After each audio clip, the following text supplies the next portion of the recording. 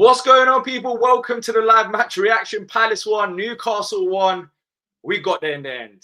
That's the best way to describe how I'm feeling right now. What a game of literally everything. It felt like everything went against us.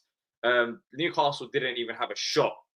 Forget about on target. They didn't have a shot all game, and yet we were about to lose that game. But Daniel Munoz in the last few minutes save us, and we get the point, a deserved point. We deserve more than that, in my opinion. But of course, I'm joined by Tim here, and we will be opening up the lines as well, where you can call into the show. We'll go through the comment section as well. But please, I don't ask for much, but if you do enjoy the stream, it takes a second over time. Hit the like button and subscribe if you are new to the channel. Tim, I've just come back from the ground. Of course, you watched it at home. It was a crazy game. Man. I've told you as well off air. I was very frustrated up until we scored that equalizer, because in my head I was thinking, how on earth are we about to leave this ground, Selhurst Park, with no points after the amount of chances that we've had? But in the end, we rescued it. What do you make of it, Tim? Oh my gosh, same. It was infuriating. Like, I was on the chat with a few other people, like Colin was on there, some others, and we were watching it together. It was infuriating. The misses were so, I mean, Munoz's first miss was like, oh my, how does he miss that? How does he miss it? I was celebrating. I was on the other end. I was too. Of course. I was celebrating. I thought it was a goal. We all looked at each other in homes. I was saying, what? Is it offside? What? Then after we realized he didn't score. Yeah, I know. It was insane, D. It was so, there were moments that were just so hard to watch. And look, sometimes stats lie. I don't think they lie here.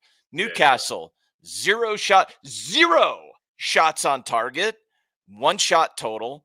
Palace, 16 shots, 4 on target. I mean, the possession almost even, 25 tackles for Palace, 11 for Newcastle.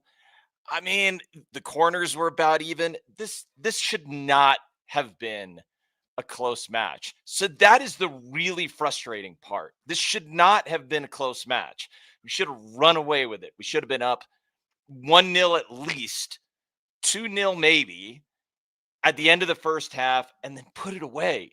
It should have been at least a 2-3-0 win. So yeah, man, frustrating. But I have to tell you, I think my favorite moment of the season so far, I wonder if you saw this, D, at the ground. Oliver Glasner bolting down the sideline to celebrate with Munoz. That is, I cannot decide if anybody who is saying Glasner out in the chat is just having a laugh, because that doesn't make any sense to me, because I thought that is, what a moment of relief, and you could see how much it means to everybody. I loved that moment, D. I loved that moment so much. Yeah, well, I was at the ground, but I'll be honest, I didn't see it because I was too busy celebrating. Oh, go watch it back. Afterwards. I was too busy celebrating at that moment. But yeah, it was a bit. I think it's massive relief for him as well as the players, because as I said, I do mention as well, based on the stats and even the eye test, like we weren't bad today, but we weren't great either going forward. No. Anyway, we had our moments. We had our moments to win the game. As you mentioned, the Munoz won in the first half. In the second half, we had our moments as well. Yep. But I still feel like we could have created more chances. Of course, Eze came back today. We'll discuss him. And Decore was on a bench, which was a massive surprise to me. Well, It was a surprise beforehand. Then afterwards, when I started talking to people, they were like, well, we've got Ipswich on Tuesday. It's manager minutes. I was like, all right, fair enough. But he didn't come on today, for example. Yeah. So it was, I mean, I'll be honest. I don't know about you. Just quickly about Newcastle. Was that the worst side that we faced so far this season? Is it the worst side? You faced Leicester, and Leicester gave us a bit more even going forward. I mean, they were terrible. They were absolutely dreadful. And it is accurate to say that the fact that we weren't punishing them when they were so dreadful is very frustrating. So maybe they're the worst we've seen this season, but they were shockingly poor. They were easy to press. But then this is the other thing. Like, I think there's real room for criticism here because we press them, we get the ball, and then we give it right back. Very frustrating. That's happened too much. But there are other things like there are other things about this result that also feel like this is the kind of crap that happens, the kind of luck you get when you're down in the bottom three and you are just desperate for anything to turn your way. That's how I guess we can come on to this a bit later and we can get some calls in, but that's how I felt when Eddie came on. D, like when Eddie comes on, he is desperate to do anything. And what's the first thing he does when you're pressing too much? He gives away two stupid fouls, just really poor fouls because he's pressing. He's desperate to do anything. So I think there was a lot of that. So some bad luck, some bad moments, pressing a bit too hard. But look, big moment, big result. I wish we would have punished them because they were absolutely dreadful. But man, let me give this to you, D, to just sort of cook on, and maybe everybody who comes on to think about this. This has the vibes to me, D, of JP getting the ball last minute versus Leicester. Mm. We get the win, we get out of there and end up with, like, it just felt like at the very end of that game, like, I cannot believe this is happening to us again. And then Yeah, JP gets the goal and everybody goes absolutely out of their mind. It felt like that to me, the Munoz goal. yeah. It feels crazy because we've only got one win still, and I know. And we're out of the bottom three. The thing is, surely the wins will start coming in. I think they will start coming in once we take our chances, of course. But most importantly, Eze. We'll talk about Eze because some people are not happy with his performance today. But I think it's going to be a riot from here to January. I'll be honest, I'm not. I've seen worse Palace sides be higher up the table. For example, under Roy, we weren't in the relegation zone before he left. Well, I think he was going to get sacked anyways. But if we kept Roy, we would have went down. It was clear as daylight. I don't think our performance have indicated that we're absolutely terrible. Individual mistakes, once again. Gahey own goal today. Unfortunate, but it had to be him after all the rumors of him linking to Newcastle as well. But yeah, I personally haven't given up. I'm not even as worried because I do feel like we've got enough, but we do need to strengthen in January. No And question. today it was just a matter of taking chances. We didn't have any chances apart from set pieces from them, which we had to defend against. We defended well as a team, but it's about us taking our chances. For example, Munoz in the first half, if he takes that, do Newcastle, if we keep it tight, I don't know, do Newcastle even have that free? There's so many scenarios that go both ways. Like it was not like we dominate. Well, I don't think we dominated the game in terms of possession. It was even, but we had the better chances. I think we were still the better side if you look at the chances that we way more threatening, D. We were way more threatening, and Sarr looked good again. Like, I thought Ebb started poorly. He was better as the game went on, but Sarr does look good. And the Sarr Munoz combination looks better. Like, we are getting some productivity down the right side of the pitch. How about that? That wasn't even happening at the beginning of the season, and it's happening now. So yeah, we've got a lot of unready players as well. I mean, today, Eze, I was not surprised as soon as 60 minutes hit. He was subbed off for Devaney, who he was solid at times. One or two times he lost the ball, but he was solid overall. So yeah, like Nketiah wasn't. I mean, how long did he play for? Like 15 minutes. He didn't do much. No. We just have to slowly look. The only thing that I like right now is that we're not under pressure, even though being down in relegation zone before the game. I think we're out of it right now. We are out of it now, anyways. Is that we're not under pressure to play as a 90 minutes if he's only been told to play 60 minutes. Whereas in the past, for example, Elise was coming off the bench when we were 3-0 down against Brighton in the 45th minute and getting injured again. So that's a good thing. There is that hope still. So I think we all know what needs to be done to the squad. We've been linked with a few attacking players. And we do need them because I think the creative spark more than anything. We didn't really create that many chances for Mateta today. I mean, Mateta, you might say, oh, we didn't have a good game, but how can but he was have isolated. a good game if he didn't have anything to do all game long? No, he So, was so yeah, isolated. and that also depends on the wing backs. It does depend on the wing backs because when you're playing 3 at the back, the width is coming from the wing back. So, you know, some of the crosses, they need to be a bit better at times. But today, for example, Munoz defensively was fine. And thankfully scored that goal. But I think if we sign another creative piece, and I think we will, well, I don't think it'll be Shirky because he's been linked to the likes of Liverpool, etc. But I'll be shocked if it's him. But someone along those lines, we should be picking up more points. I do think we will be picking up more points because of the performance that we've had. We just have to be clinical in front of goal, and that's what we're missing right now. It's 2-0 to Arsenal against West Ham. This is the 30th minute. There's a super chat from Sergeant, man like Munoz. By the way, before we talk about Munoz, if you just joined us now, hit the like button, subscribe if you are enjoying the show. The lines are also open as well. All you have to do is click on the pinned comment in the comment section down below. You can join us live. We'll be there's a few people waiting behind the scenes already, so we'll be answering calls ASAP. Just quickly about Munoz, first Palace goal, but overall, Tim, I thought he had a very, very solid game defensively, just going forward. Maybe at times the decision making, I don't know how. I'm still lost how he didn't score the first goal. But look, he got an equalizer at times, and that was deserved. But yeah, with Munoz, energy's always there. Today he got the goal, but it's just that final third at times. Really, that's the only time you can say could he do a bit better in certain games, anyways. But today, I mean, he was involved. It's just a goal.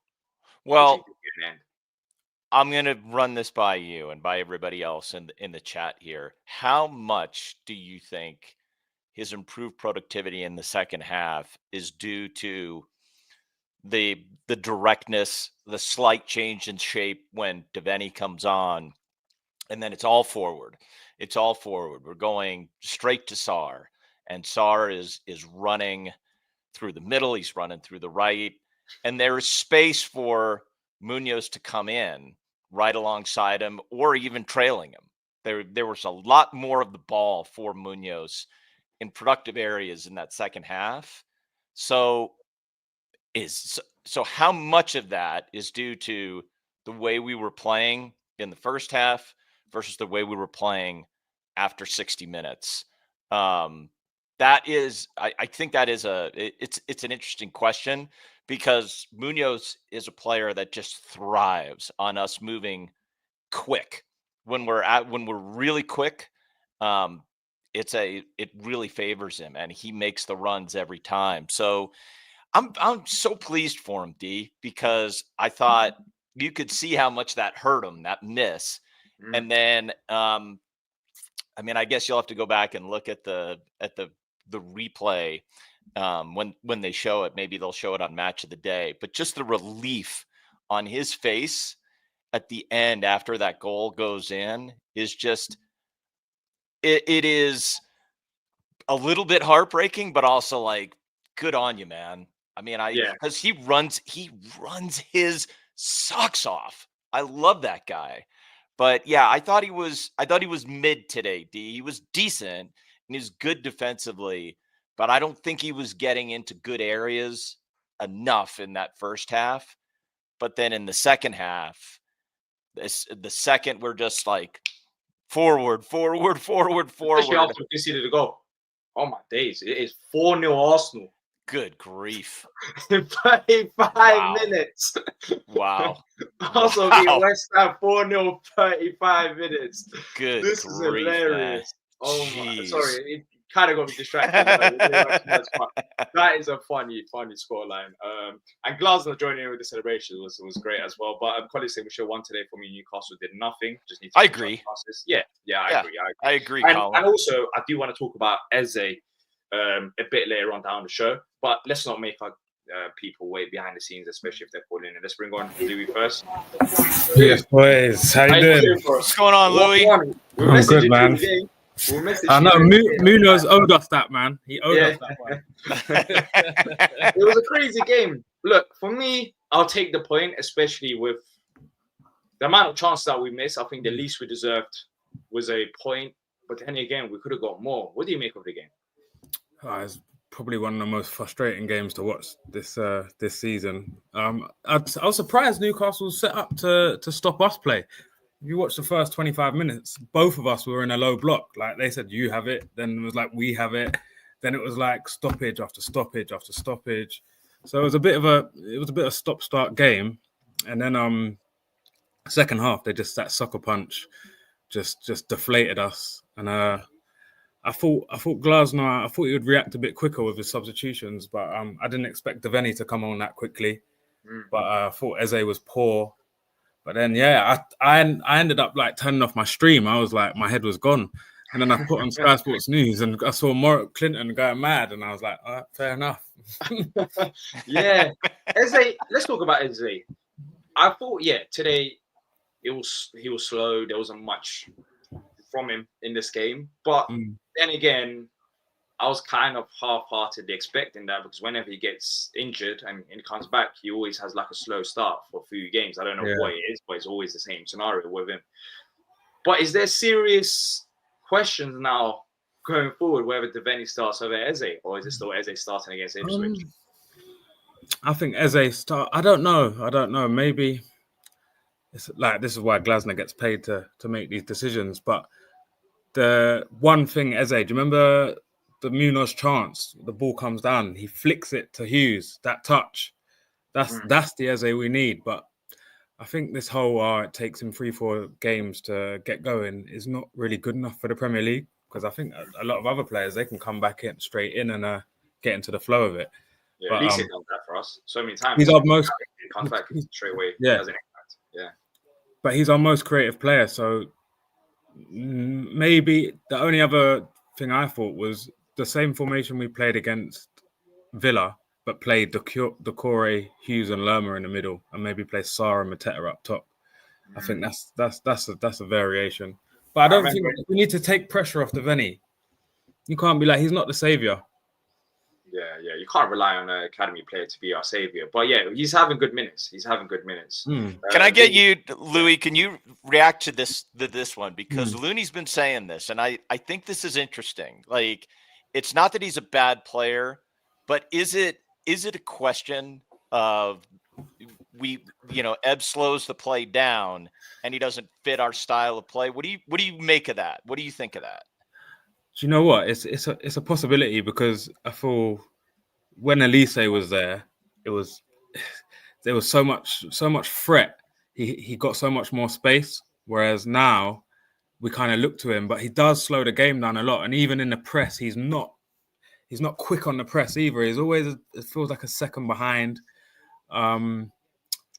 It's tough. We don't have wingers, so he's not really going to play in the hole by himself. So I think maybe he has to adapt his game, especially if he thinks he wants to play at the top of in Europe and stuff like that. You have to be able to adapt. So I think he needs to improve on his side. Yeah, and I think, look, I'm not gonna get carried away with Eze. I understand what you're saying about, if you're a Premier League player, it shouldn't take you like 3-4 games to get back up to speed. But this is unfortunately what happens with him. So I'm not like, if we say this and then in 2-3 games he returns to his better form than what we saw today, then it's oh my days, it's 4-2. Yeah. Has he had a good game this season? Yeah, I think he has had a good game. Well, the question you're going to ask me is what game? I can't remember. I was at Chelsea away, and it was a great goal, but he's still the decision making in the final third can be really bad. Do you think he's missing another creative piece next to him because it's easier for teams to defend against him, or is that excuse now gone out the window? Sarr's there, but he's not really a creative player. He's more of like a pace direct player. I think he plays. The intensity isn't there enough. He plays too nonchalant. It's like slow it down. We know how good he is on the ball, but it's like he gets it, and it's like he has to slow it down to prove something. I think he just needs to get back to basics, get on the half turn, play the ball forward, and when he does that, he can play his way into form. But it's a bit of a mystery why he's not performing this season. Yeah, looking ahead can I give you an alternative view? I did think that Ebbs gave away the ball cheaply. I think he was going backwards a lot in that first half. But whether it was Glasner that was on him or not. But late in the first half and at the beginning of the second half, his turns were a lot more progressive. Yeah. He was turning into areas, and he was looking for the first ball into the attacking area. He was looking for JP. He was looking for Ty out wide. He was better, but that's what we need from him. And I don't know that we're going to get it as much as we want, where he turns quick and then he's willing to play quick, because that's not his typical style. He's going to hold up the ball and then try to beat 2 or 3 people. Yeah. But he was better. He just he's not. We are looking like we play quicker when he's off the pitch, which makes me feel a little frustrated by him and for him. Yeah. Even when Devaney come on, I think people were a bit like people were overhyping his performance a little bit more than what it was. But it's just the fact that the first thing he done was that he was just playing 2 touches.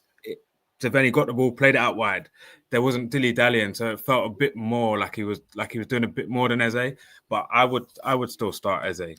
He's got we've got the ability to against Ipswich on Tuesday. How for you must win? I mean, when I say must win, I guess like who wants to, like, they're below us, I think, in the table now as well. Yeah. But if he doesn't win, do you think Glasner's job is more under pressure? Or I'm Glasner's biggest fan. I don't think anything he does is wrong most of the time. Sometimes you might think one of the subs aren't that effective, or you just don't agree with it. But I think there's a possibility we could beat a team 3-4-0, like at any point. You just hope it clicks in the next couple of weeks. But Tuesday's a big game. Yeah, let's see what happens. But Lou, I'll talk to you anyways around like 8:30. Anyways, we're gonna do the player ratings. Appreciate you calling in, bro. No problem, man. Thanks, Louie. That was him having his say. If you do want to call into the show, by the way, the link should be posted. It will be pinned in the comment section down below. We'll go through the guests. I know a few people have been waiting for quite a long time. Henry, you was at the game today. I guess you're traveling back home. Hopefully you get home safe. But what's going on, Henry? A point Henry, against Newcastle. I don't know what about the game going into it. Would you take it after that performance, or? I'll take it after that performance, because that was a completely terrible performance in my opinion. I had faith before the match that Newcastle were there to be got at, and I didn't see anything in the game that really disproved that thought, really, to be honest. I thought Newcastle was very, very flat, very not creative, and basically they were good at one thing, and that thing was putting 5 men behind the ball, 10 men behind the ball at times, and they were just stubborn as hell to get through their defence. Having said that though, we were torrid. We were literally like so dull. Like our creativity, I'm sorry, it was absolutely shocking. I think we, like, aside from the Munoz chance, which, by the way, great contender for miss of the season. I think that's probably what he was going for. But yeah, I'm not sure really that you can say there was much in the match, because it was a pretty shit match. Let's be honest. Like that is definitely not going to be first on match of the day, or even one of the talked about games of match of the day. That's going to be right towards the back, where they'll get like 30 seconds of comments, because it was not a good game. No one really created many chances, and the ones that were created, most of them weren't really scored. I mean, we gave the ball so much away in the midfield that it made it very difficult to create chances. And also, bloody hell, I mean, Newcastle, did they come to play football today? Did they come to play football? Because all I saw them was just rolling around on the floor. Like, I feel like we should recommend some sort of carpet company for them to, like, when they get home, so when they fall on the ground, they can at least have a soft landing. Because, honestly, it was every little tight... Are Newcastle that bad a team that after 15, 20 minutes, they have to time waste again? Really? Are they that bad a team? honestly, They're made of glass, Henry. Didn't you get the memo? They're made of glass. Like, I couldn't believe. No, I don't know, but I couldn't believe what I was watching. I want to ask you. Yeah, I want to just ask you about the game. I don't think it was a great game. Personally, like it was. I mean, we've had more exciting games, anyways. But I don't know. I don't think we were on the same level as Newcastle. Newcastle didn't even have a shot. They didn't have a shot in 90 minutes. I think both teams were pretty equal. We missed quite a few chances. I thought we were the better side, but then again, I agree with you about the creative spark, because I mean, we could have created even more chances, but we did create chances. It's just the fact that we could have created more chances, in my opinion. But does that fall down to the players, the manager? I think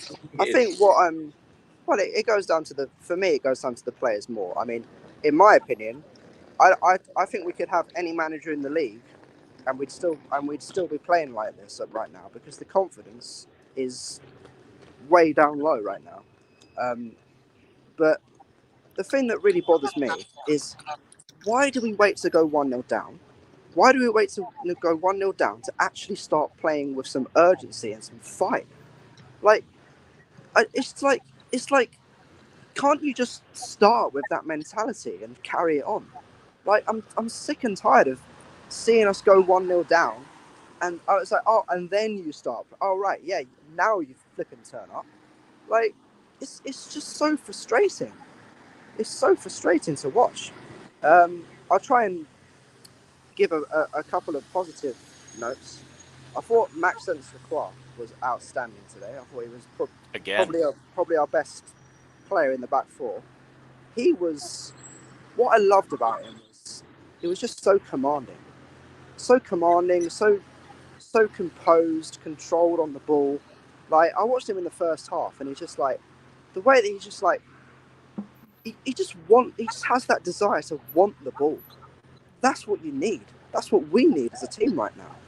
And, you know, I'm encouraged by his performance, at least.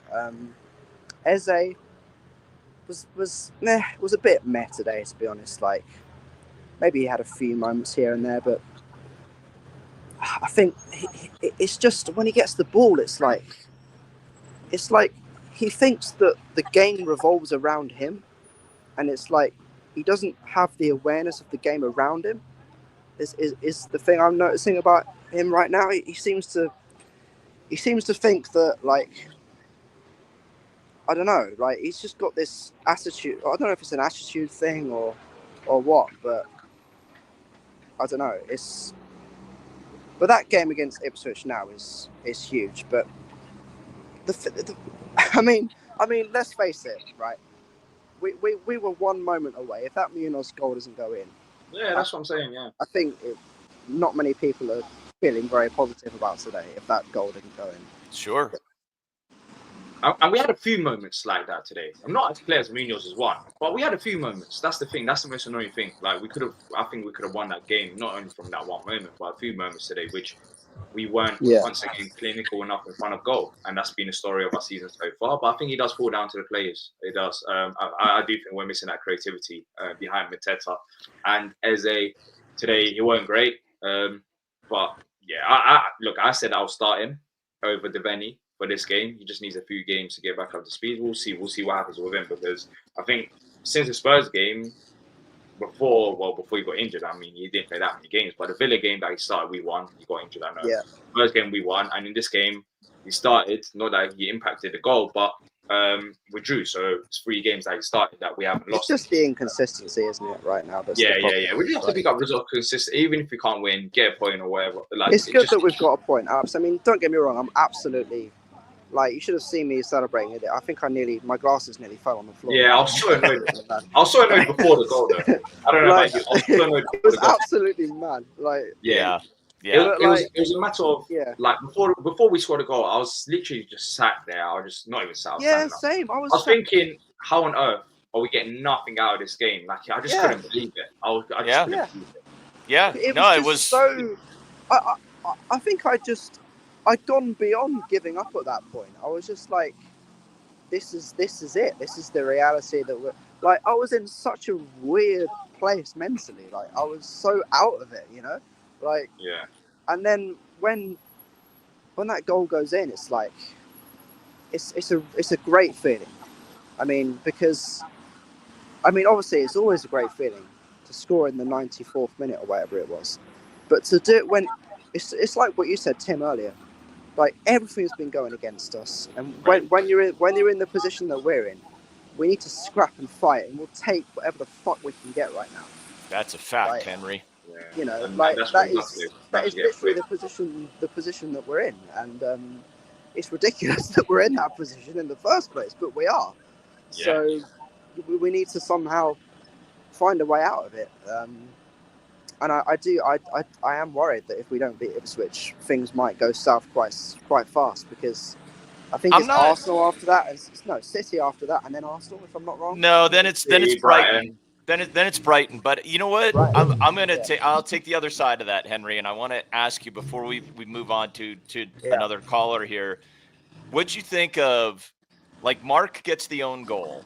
I agree. Yeah. Lacroix played brilliantly, but this is a game where I thought Mark had a underrated and actually very good performance.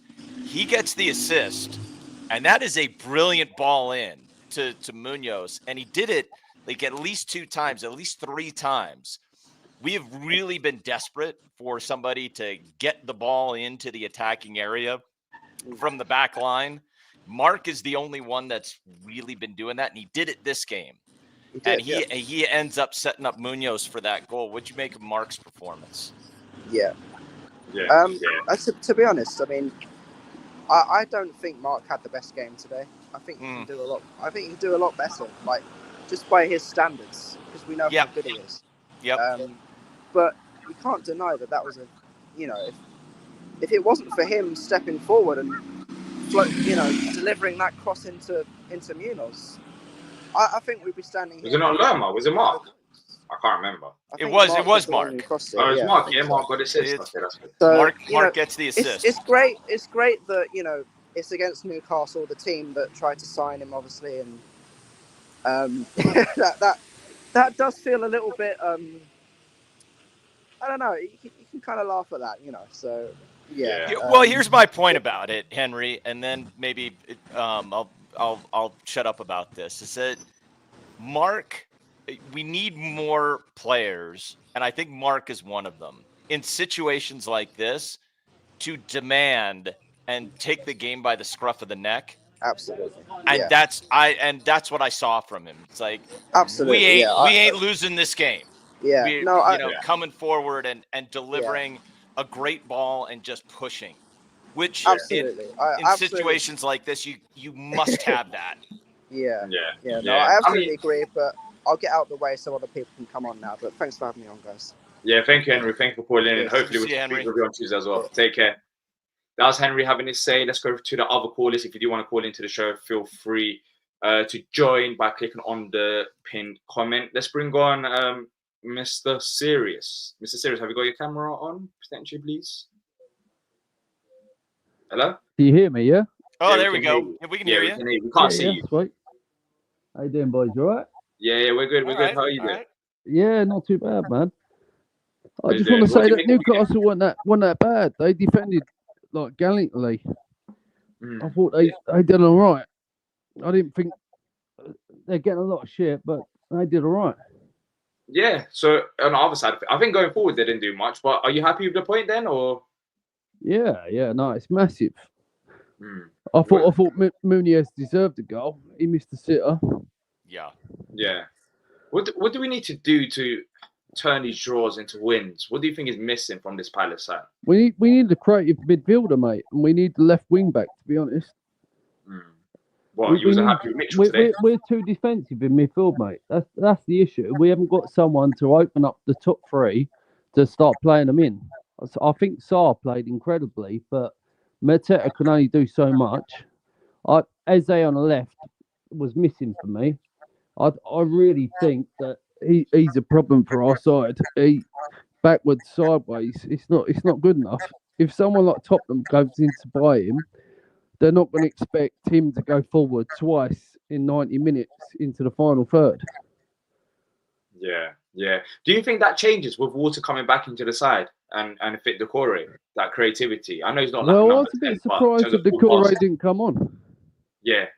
I mean, I think we're trying to save him for Tuesday, which Yeah, it was I still think that's surprising right. he didn't come on at all. Well, but it's gonna be a must win, isn't it? Against Yeah. Ipswich. yeah, how do we add this creativity into the side then? Is it a case of waiting till January for players? Some Yeah, academy players? I to think get so. I opportunities? think January's going to be absolutely massive for our club. We got to do something. We got to sign someone. Yeah. Do you have faith that we will? Let's not forget that we're in the bottom three and we're playing a team that was 10th. Let's not forget that. The nerves of being in the relegation zone play massive factor into this game. Yeah. Do you think we're pressing too hard? I mean, meaning not pressing like pressing on the pitch, but like it's just everybody's kind of really stressed and not playing loose, and everybody's just like desperate for something good to happen, and that holds you back?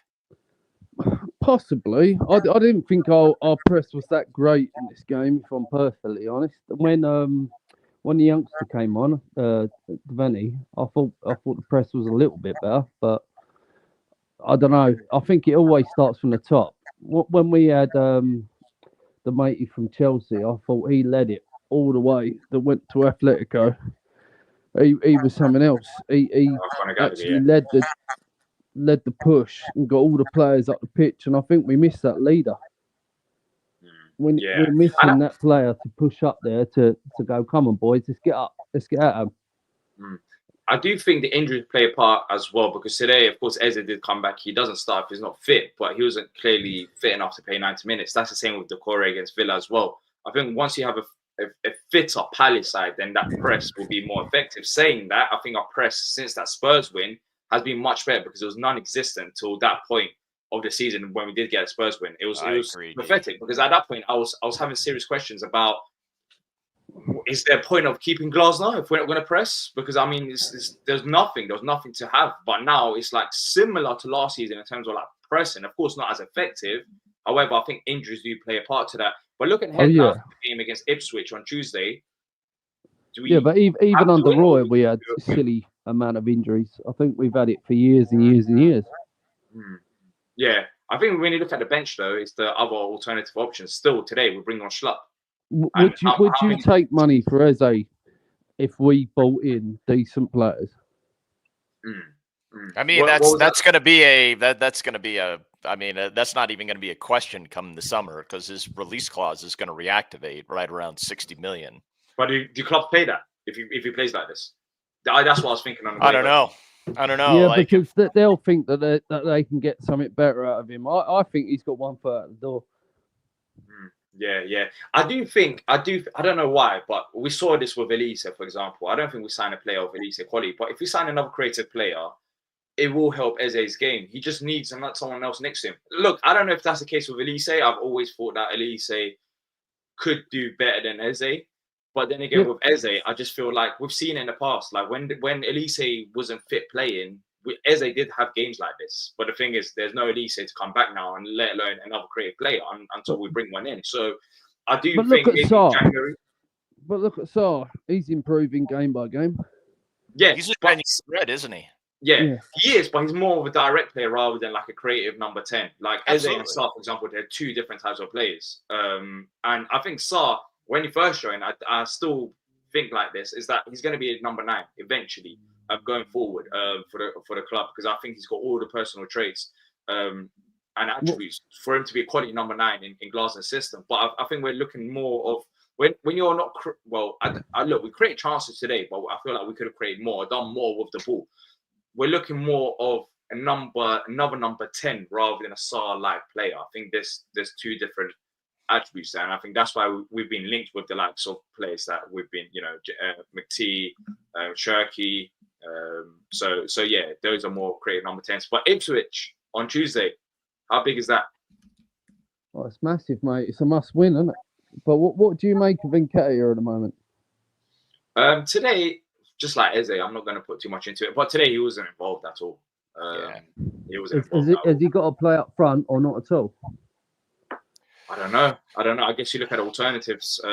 If he's not playing up front, who's he going to play ahead of? I think Sarr right now is doing a decent job, so I don't think he'll be playing ahead of Sarr. And I think Glasner will still lean towards Eze. The thing is, how many games has he played up front for Palace? One game against Forest. Yeah. But were they Spell's frustration today of not being able to play? Yeah, I think frustration, and he wasn't involved as much during the game as well. Maybe more down to that rather than him being annoyed that he didn't start the game, because I don't think he was going to start the game anyways based on how we've been playing, especially with Sarr. So I think that was more frustration because he just couldn't get involved in the game. However, with Nketiah, I think there's less reliance on him once we sign another number 10. Right now, rightly so, there's going to be a lot of people looking at him saying that you're a £30 million signing. How comes you're not scoring goals or getting assists? Well, he's not number 10.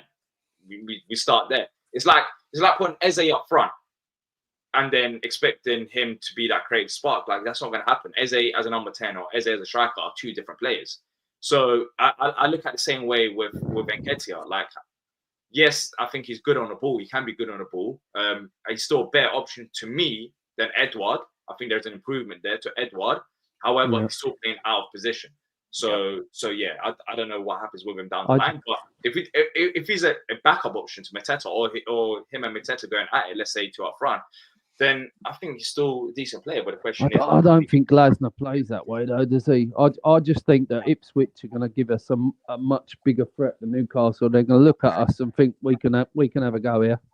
Yeah, I'm thinking the same way as well. But let's see what happens, because I think that's going to be a massive game on Tuesday night. Game. Thank you for calling into the show. Hopefully we catch up with you again soon.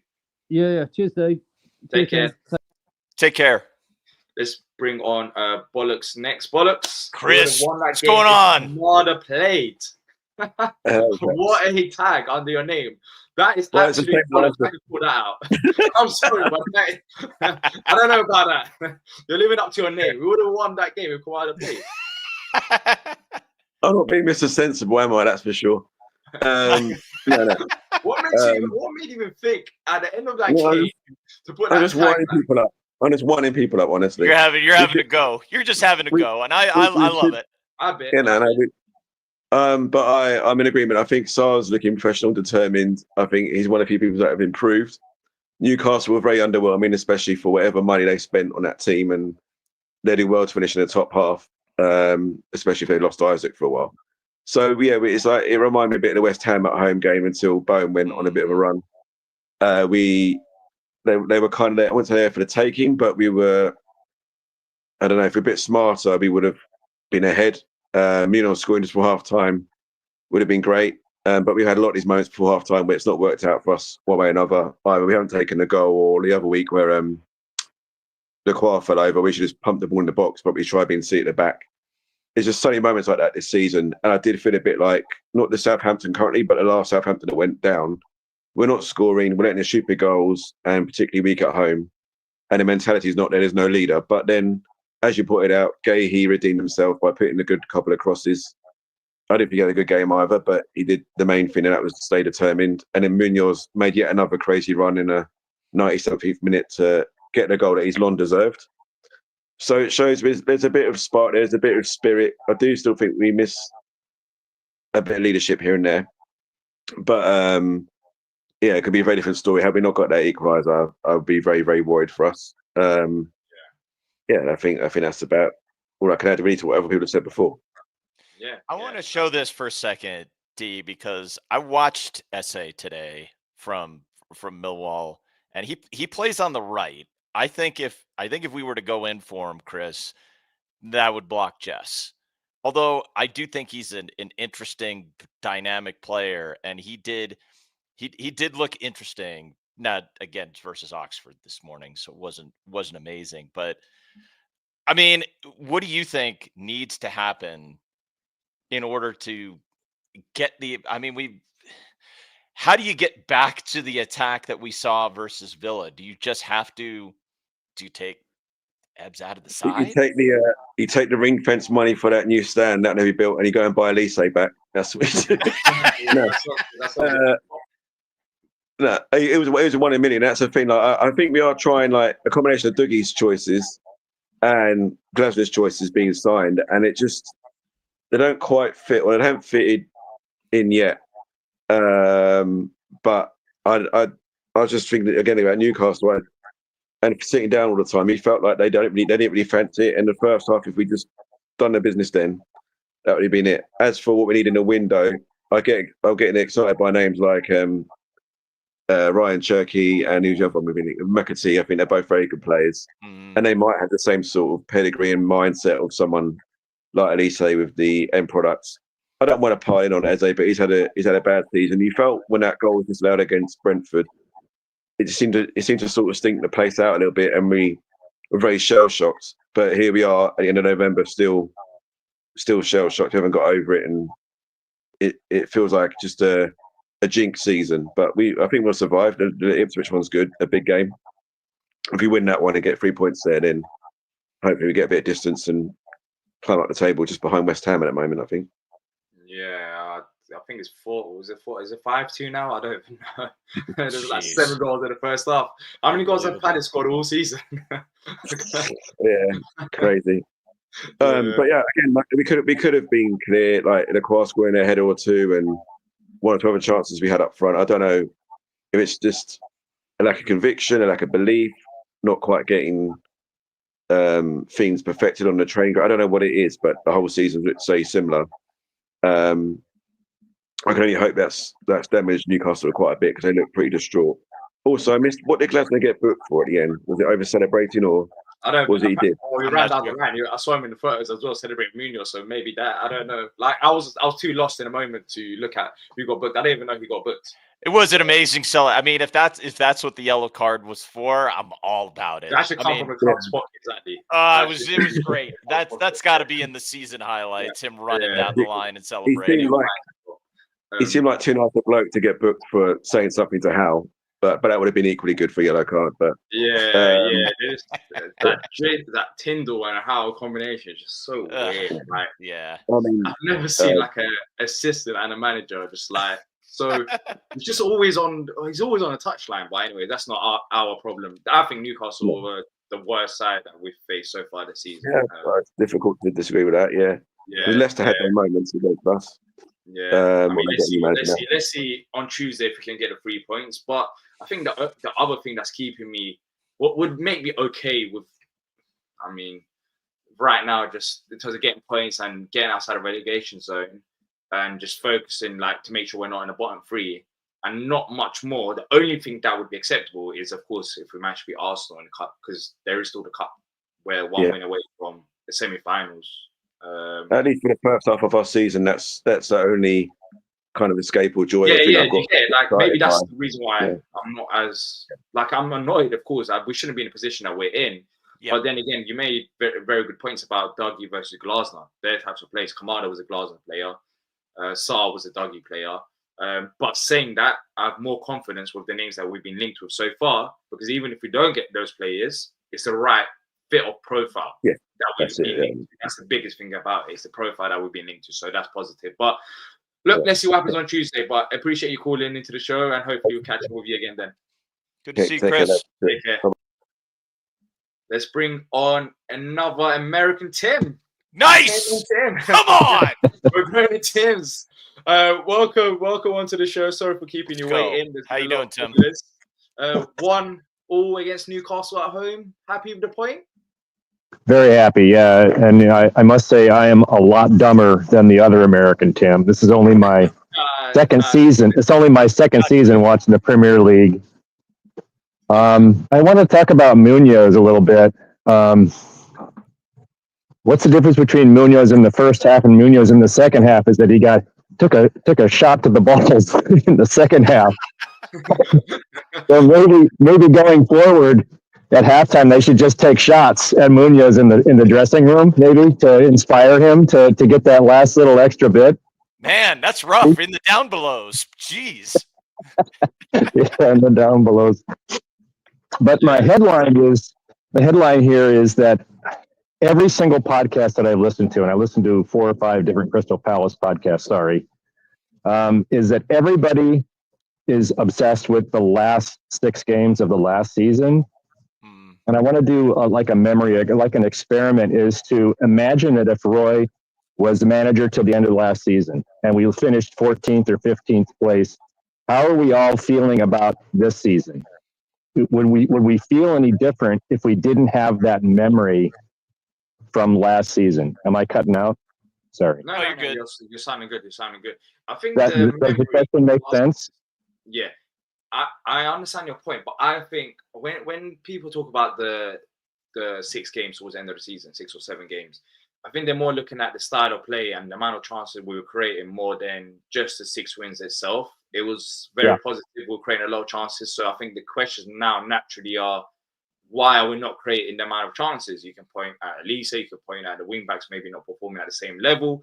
But I think that is the reason. Well, when I look at the wins anyways, last season, towards the end of last season to this season, it's more than just the wins. It's about the performances. For example, the pressing was very good towards the end of last season. Why have we not reached the same levels? Is it down to the players? Is it down to the manager? But what do you think it is then, Tim, so far this season? Why have we only got a win? I mean, let's sorry, there's 2 Tims. No, but let me follow that up and tee you up here, Tim, because does it matter that Glasner is only just starting to find his 11? Like, for example, Sarr was not starting at all at the beginning of the season, and I think we're starting to see that he is probably nailed on as a starter on that right side now. Do you think that makes a difference? Possibly. And I do remember you last year, Tim, specifically being, both of you guys, saying that you were so frustrated that Roy never used a substitute. You basically kept the same 11. And now we have almost the exact opposite problem, is that we've never, I don't believe, correct me if I'm wrong, I don't believe we've started the same 11 for any game this year. Am I wrong on that? I'm not sure. Yeah, I mean, we change out pretty much every other game, but that's down to injuries as well. So do you think that plays a part? I think, and again, this is someone who's watched soccer for exactly, football for exactly 2 years. I think it's going to take Take this time. all right there. Thanks, Tim. I get it. But yeah, I think Sarr could be the key. He's got a lot of speed, and he's not Elise. He's not Kamada. I think he possibly could be a key. I don't know what would happen if we moved him to the center then and moved maybe Eze to the left and Mateta to the right. Are we still happy with Mateta in the center? As long as we're moving people about, why not try something a little bit different? Maybe that's my ignorance talking. No, I don't think that's ignorant. But what I would say is I was hoping, Tim, that you would see more of, and D, I don't think we saw this a lot. You would see Mateta and Sarr playing off each other up top and Ebbs coming in right behind, because we know when Ebbs is central, that's when he's at his most dangerous. And there wasn't a lot of that. Ebbs was kind of roaming out to the left, and then he's roaming along the touchline, and then he's turning inside. So we didn't really see a lot of that. And I thought against Villa, it wasn't a classic, 2 up top, D, but they were playing off each other a lot. JP and Sarr were playing off each other a lot. So I don't know. I still think JP is the right striker through the middle, because he's great at the link up play. He's great at the hold up play. He is the player that can come short and keep the attack going. Whereas when Ebbs comes short, more often than not, we tend to stall a little bit. That's not true when JP comes short. If we feed it into him, he will turn right away, or he'll look to play an immediate pass. So it's a little bit faster when we play through JP.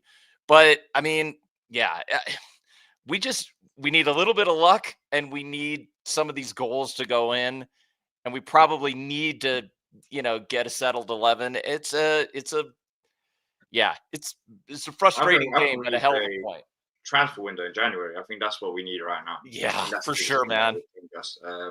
I want to, if I can, one last thing, and then I'll get out of the way, which is what Tim always says. Thank you, Tim.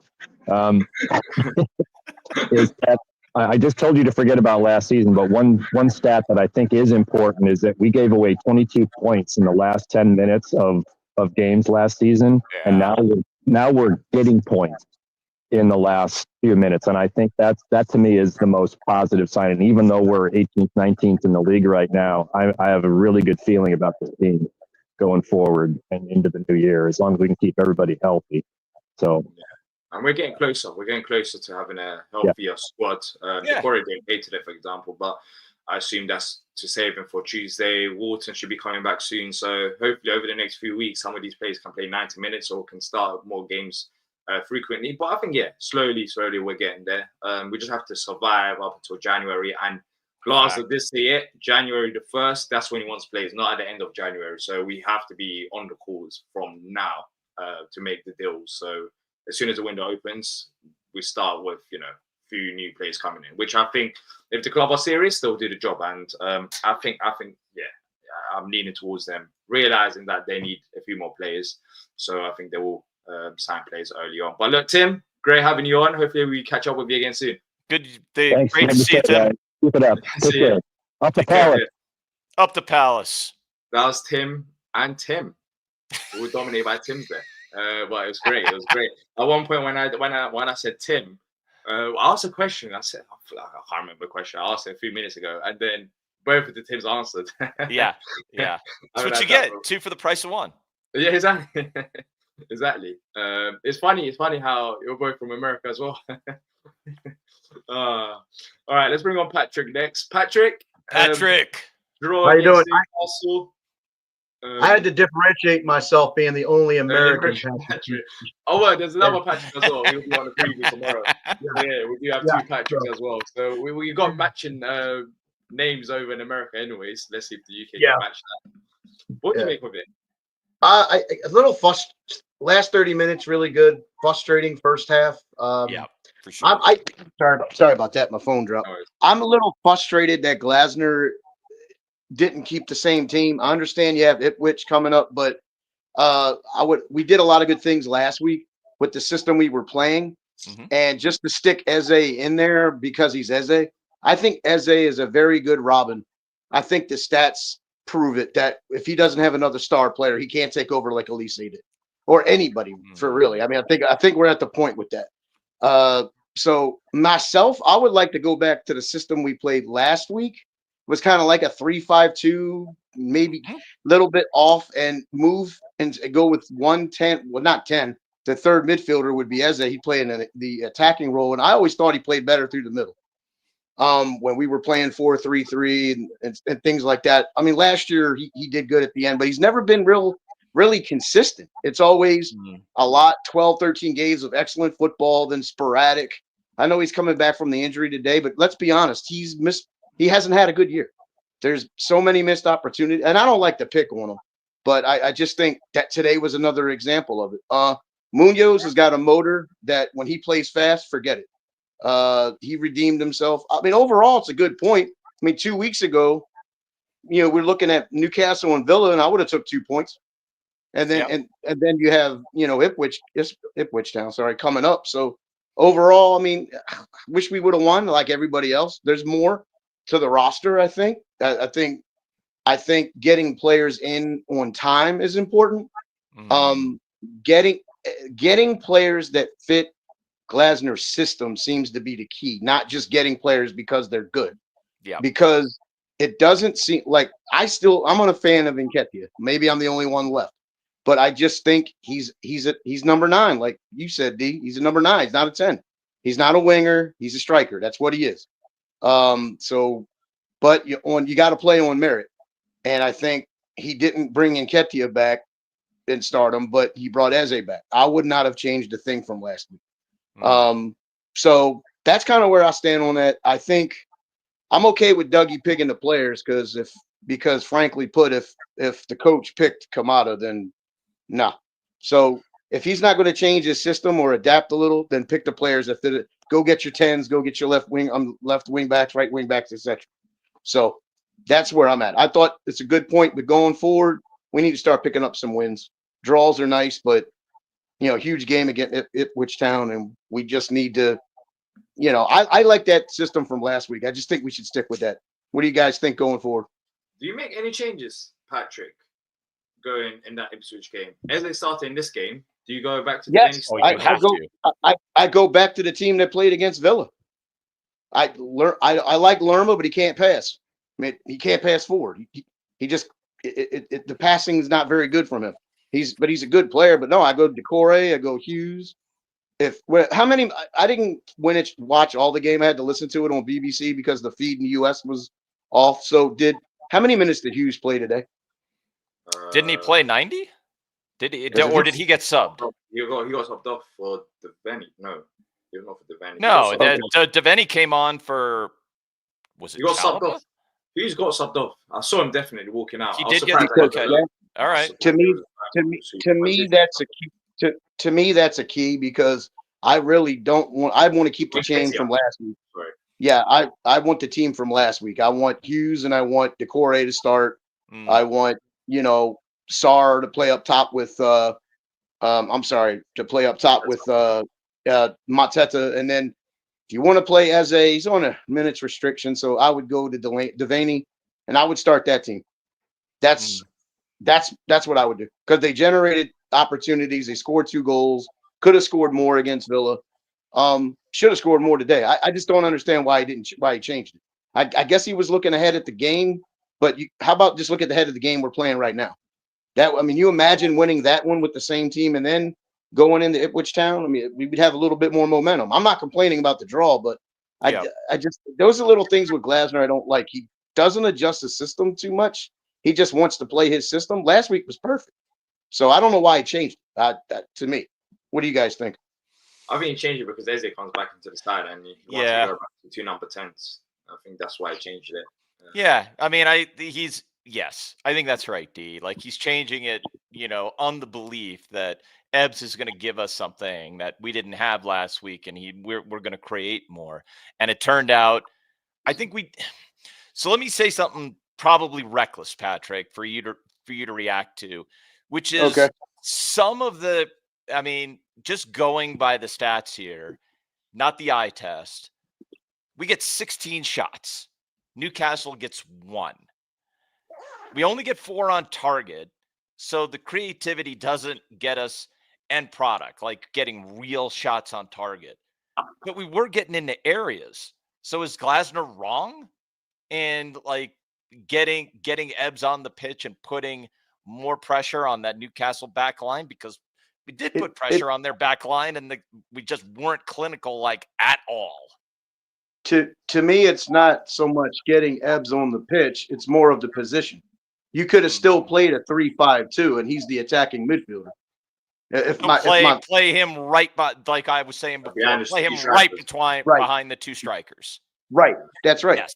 I mean, I don't think he's the best number 10. I remember when Roy tried a few 4-2-3-1 formations, and if my memory is correct, he played a 10 and he struggled then. But when we went to a 4-3-3 and he's playing as the only attacking midfielder with the 2 DMs behind him, he comes through the middle and he's terrific.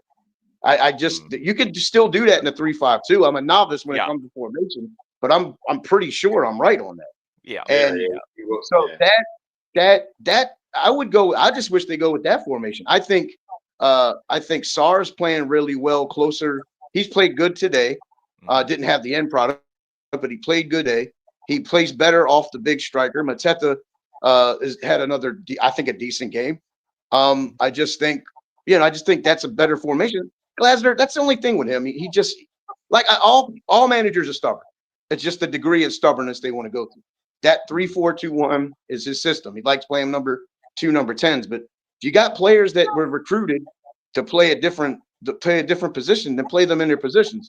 If that means Nketiah doesn't get as much pitch time, then that's just the way it's going to have to be for the rest of the year. Yeah. But I think that now, if you're going to recruit number 10s in the transfer market, then you stick to your system and get him the type of player he wants. Maybe not the player he specifically wants, but the player that fits the bill, which is a good thing because you guys are right. We are being linked with those type of players. Yeah. So. Me personally, I know people looking at Eze today, but as I said throughout the show, I'm not shocked. guard performance. Unfortunately, this is what happens with Eze. You might say it's not good enough, but when he comes back from injury, it takes a few games for him to get back up to speed. So that's not a major shock to me.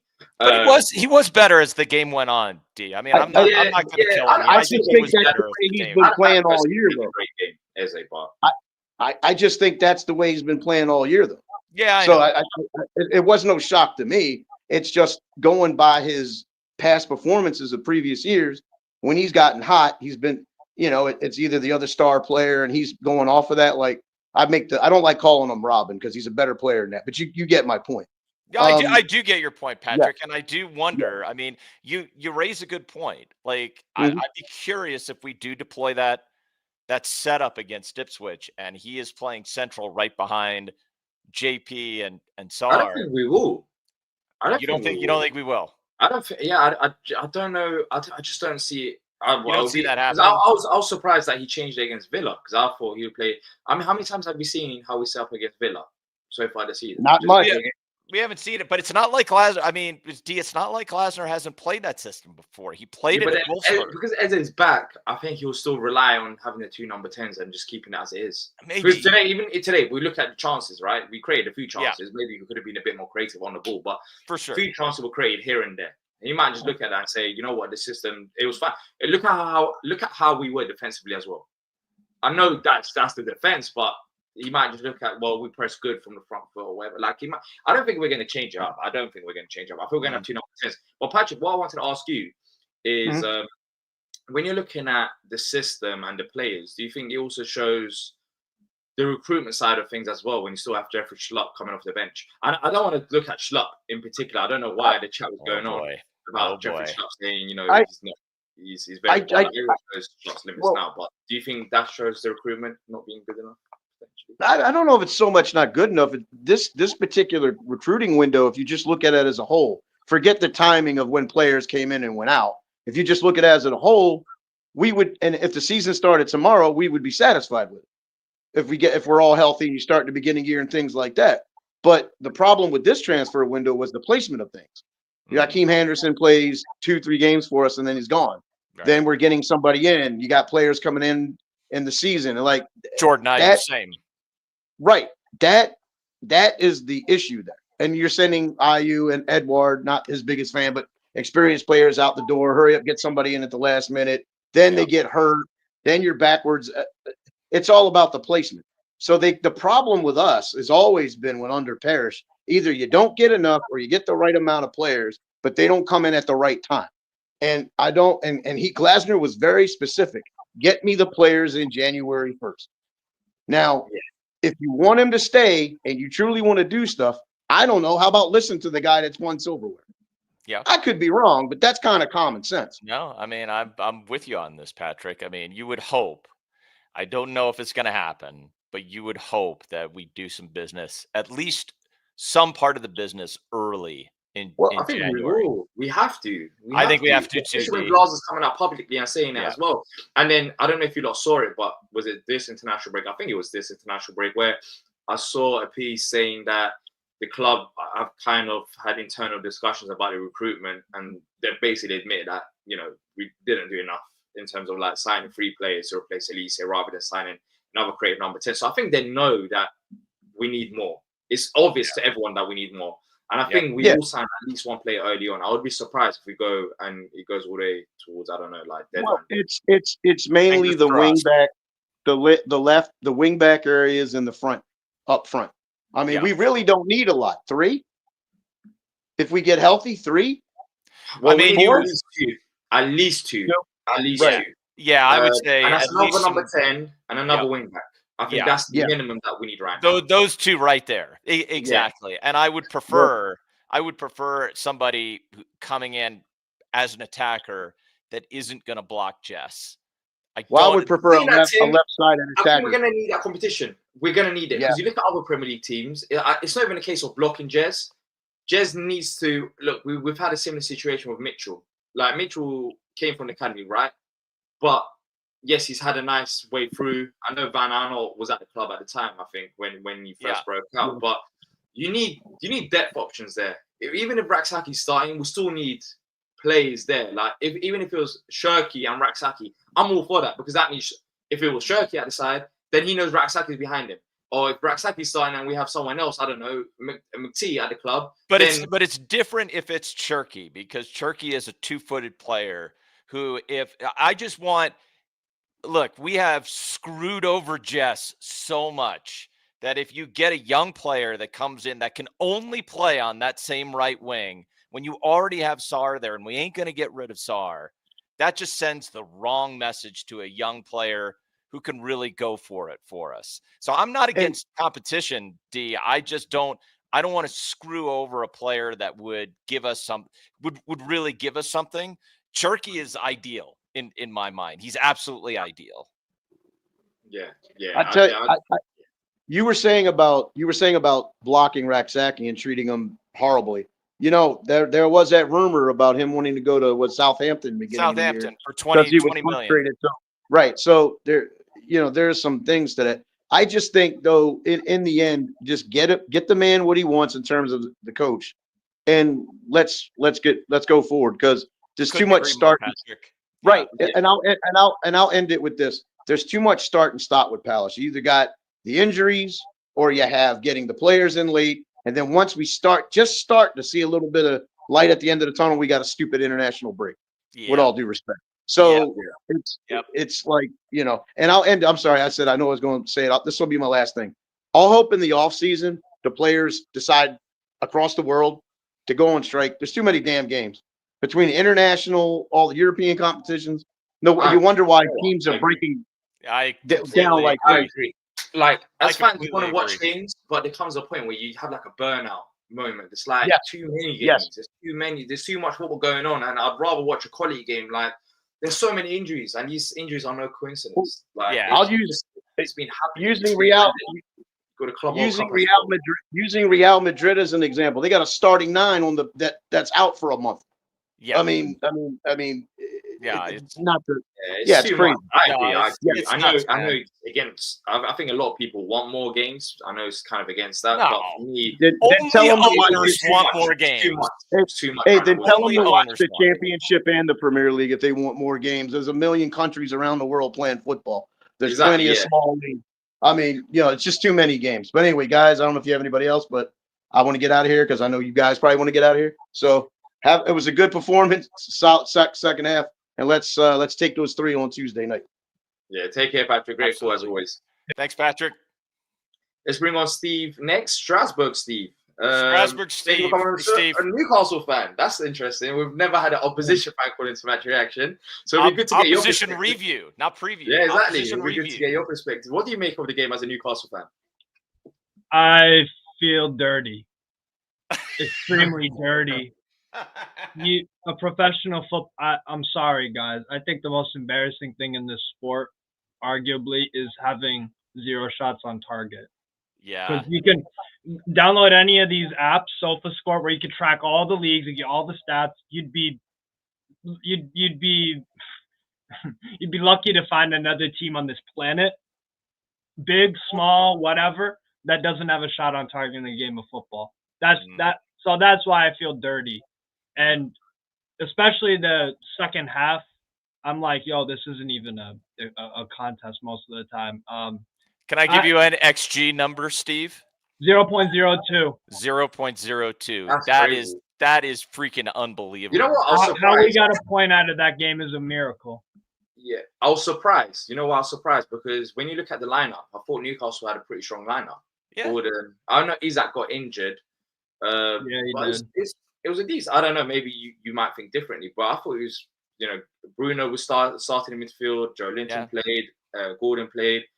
Barnes loves a goal against us. That was making me nervous. Yeah, I'll be honest. There are questions over Eddie Howe. I don't know how you feel towards him. Maybe you want to say we're stuck on an icy hill, and the car is definitely stuck. You've been trying for hours and hours and hours. Maybe you inch up the hill a little bit, and you're like, "We got this. We got this." Hammer on the gas.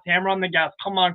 And then you just go backslide. Yeah, that's what it is with Newcastle right now under Eddie Howe. Like it's over, and it was great while it lasted.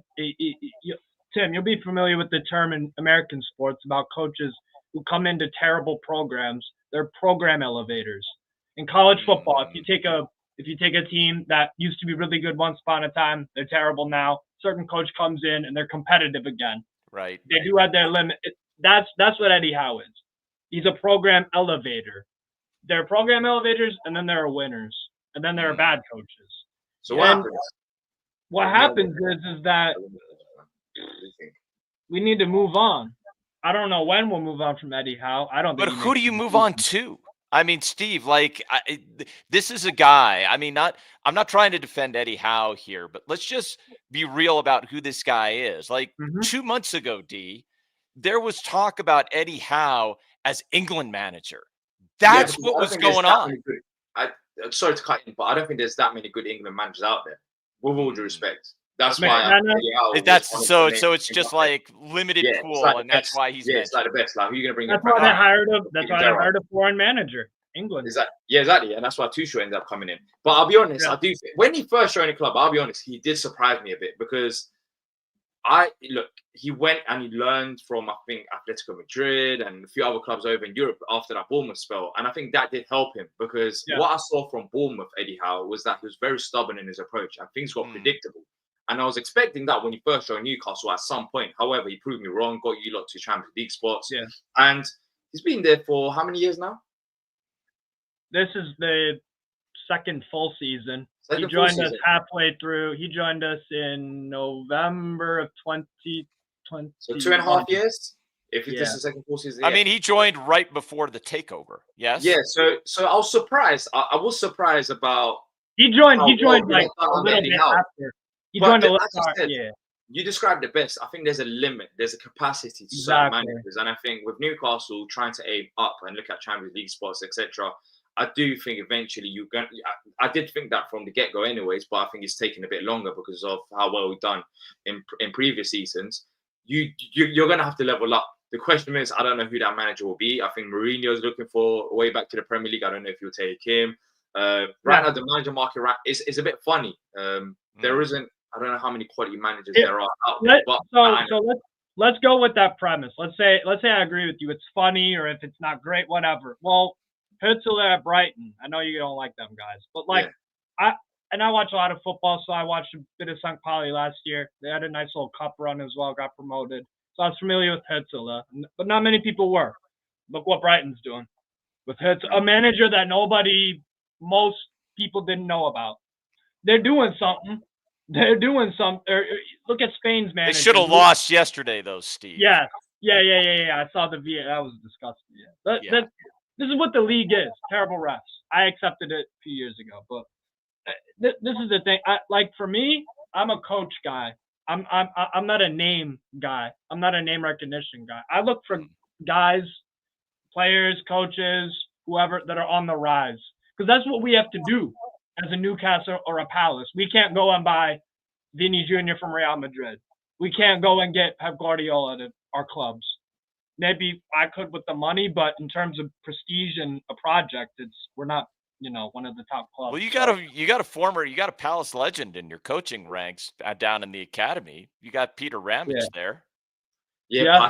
Peter Ramage. I love Rambo. I love Rambo. Yeah, I love Rambo. Come on. Well, but I think with Newcastle fans, they just want to level up now. Yeah. Well, you made a good point about. I think look, there are good coaches out there. You just have to go find. Football played around the world. Yeah, but the thing with Newcastle at this point is that maybe do the fans want a coach who has won things? Like, are you willing to take another gamble on an unknown coach? Like, I think that's the pros and cons to it. Everything's a gamble, though, when you think about it. I just think the thing is, it's easy to hire a big name because name recognition.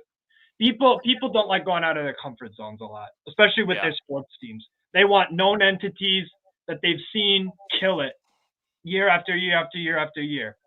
It's different though when you have an upcoming prospect or a player that done well in this league that might translate to another league, sort of thing. Like that's how I view the game, because talent comes from everywhere.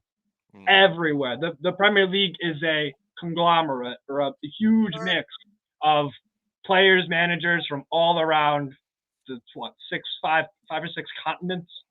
So I'm not worried about the next manager. I'm I'm looking to get something different. That's what it is. So where do you and then think? in terms, yeah. Where do you think, Steve? What is a reasonable finish for Newcastle this season? I know what I want for Palace. I would like us to find our way to get to. I'd like to get us to top 10. I don't think that's realistic at the moment. But you said 8th, so you think 8th is realistic for Newcastle? Oh, if you want to talk realistic, 10th place. 10th is realistic. 10th. Okay. That's what we are. Is it down to the manager?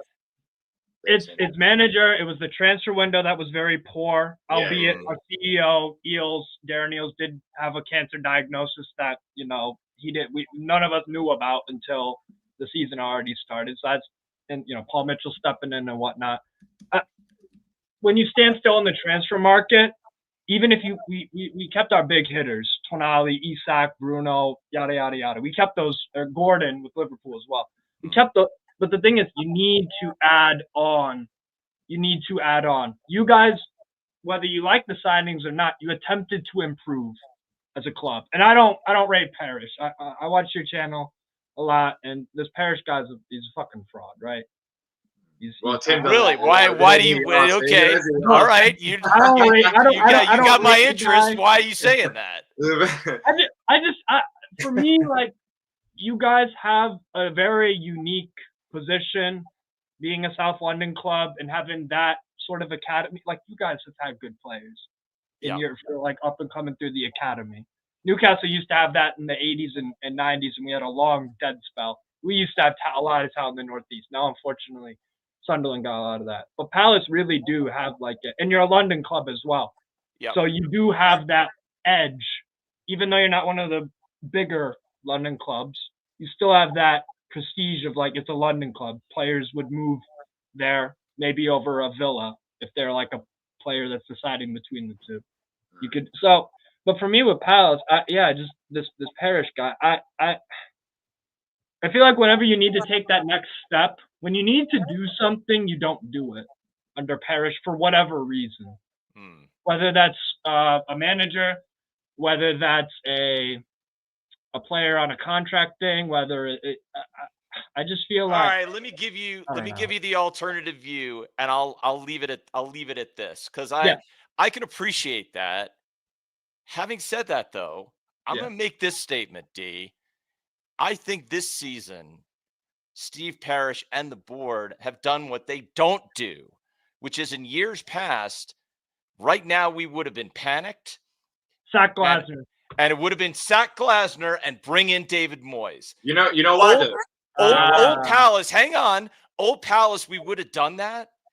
And this year, backing this guy, I think shows the kind of spine I've been waiting step in for. the right direction. I'll agree. But you know why that is, though. My theory behind that is because it will be embarrassing for them to sack Glasner, because it points back to them. That has never historically been even in the calculation for Steve Parrish. The man has been famous and infamous for pulling the trigger on managers. Not always. We kept Pardew for a very long time. That's what Like, not always. All right. You can debate. Vieira can debate as well. Like, he doesn't always sack managers straight away. But there were. I mean, he's done it faster than most. De Boer was obviously the one. Was but that was clear. It just depends on the type of managers. But then again, look, sacking a manager in this situation is not going to be the easy solution. No. It would be the wrong thing to do. Yeah, I would take Glasner at Newcastle. By the way, instantaneously. I would walk 500 miles and more for Glasner. If you got that, that would be extremely foolish. Yeah, I think Glasner is a good manager, but the guy is something.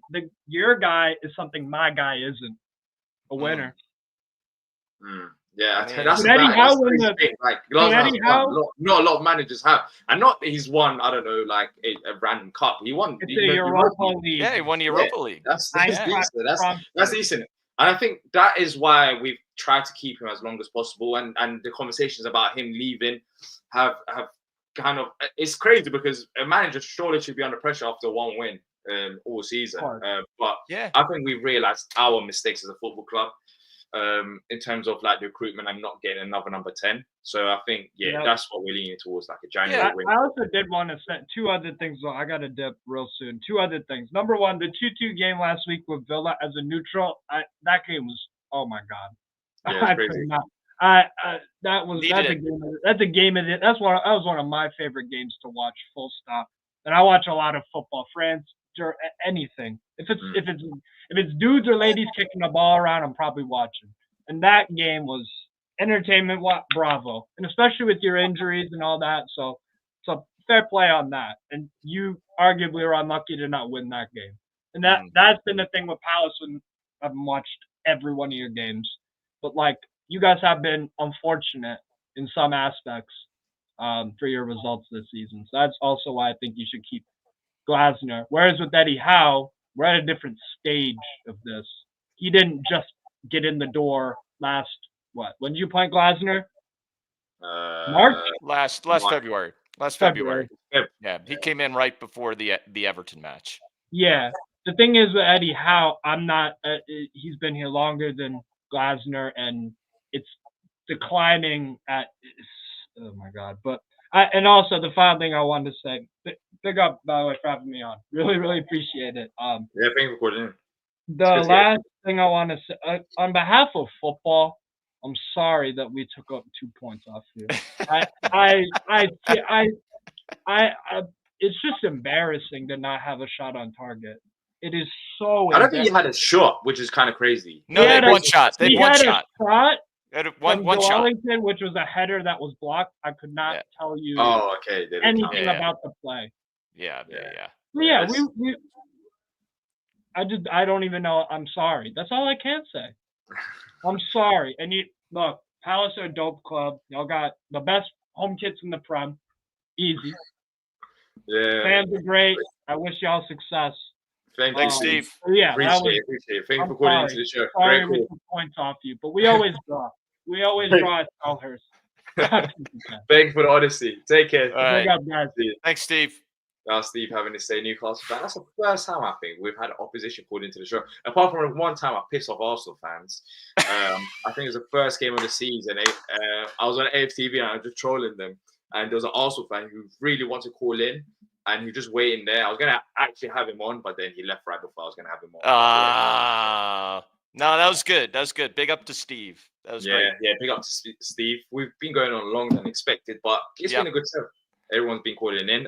Thanks to the chat as well for getting involved. If you do have any questions, or if you do want to continue the conversation, leaving down a comment after the video has ended. That also helps the channel. If you haven't already done so, leave a like and subscribe if you are new to the channel. And it's going to be busy few days.